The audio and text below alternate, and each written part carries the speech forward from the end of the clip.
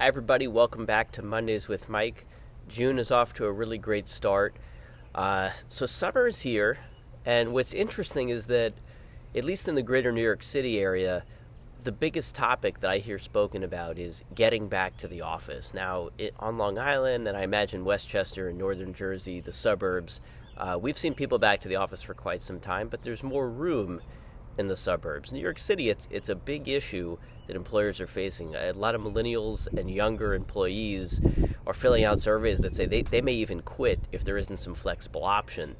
So there are some firms, small, large, medium-sized, all across the spectrum, that are starting to look at maybe opening satellite offices, especially over the next 5 to 6 years. Whatever deals were worked out during the pandemic got worked out for that office space. But when it comes time to renew, over the next, most leases are 5 to 10 years. So you figure in the next 5 to 6 years, we'll see a lot of turnover. Are they going to opt for suburban space?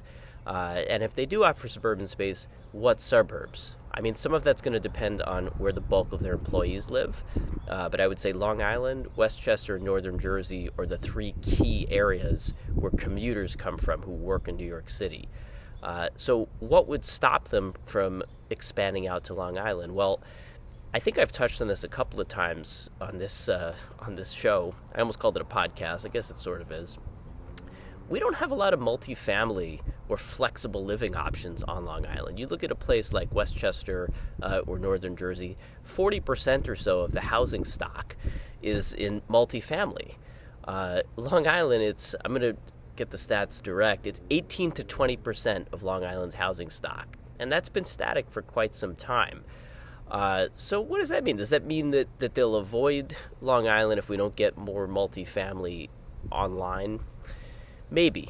Why is it important? If you have people coming out of the city, they may be used to more lounge space or shared space. They may be used to amenities. They may not want to drive everywhere. They may not like the idea of maintaining a single-family house, which is most of Long Island's housing stock. So that's one thing, is having the right things to attract people. Having something that's transit-oriented, very important.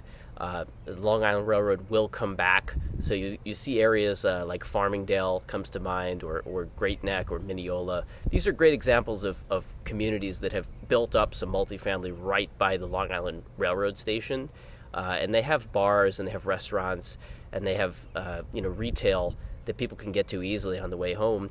If they live close enough, if they're right there, they may not need more than one car if they're a family. Maybe they can even bike it.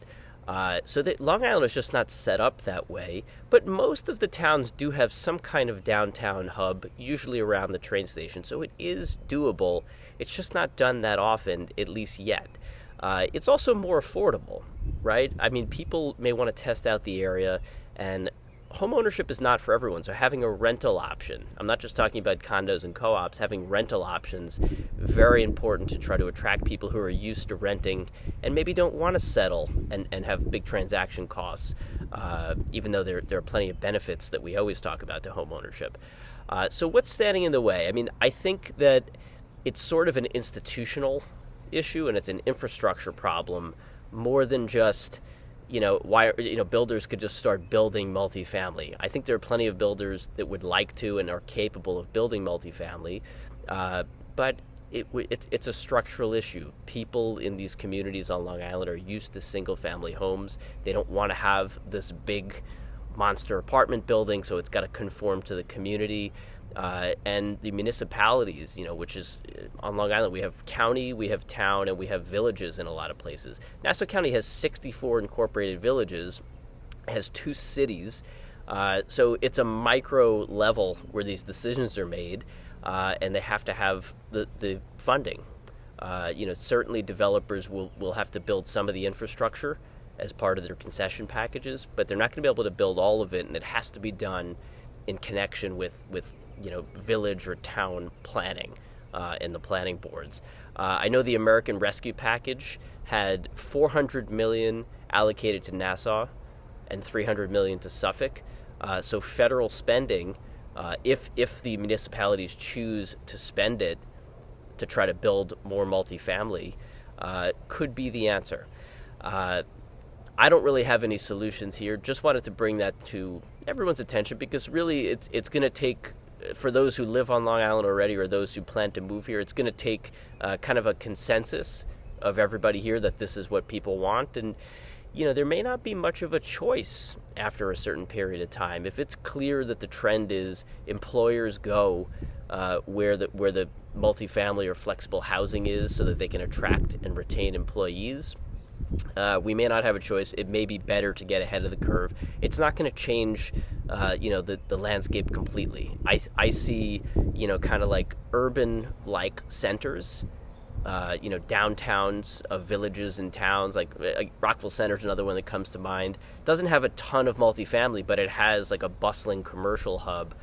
There's I don't think any reason why we can't have that in all communities, and it may help to cut down on traffic, which, if you've been on the roads on Long Island lately, you probably will agree with me, it has gotten, I think, worse than ever. So throwing some ideas and solutions out there. We'll continue to watch the trend, just want to make you aware of them. I hope everybody's summer is off to a great start, and we'll talk to you in the next couple of weeks, either next week or next Monday. We'll come back with another one, and we'll have an update on the market for you shortly. Hope everybody has a great week.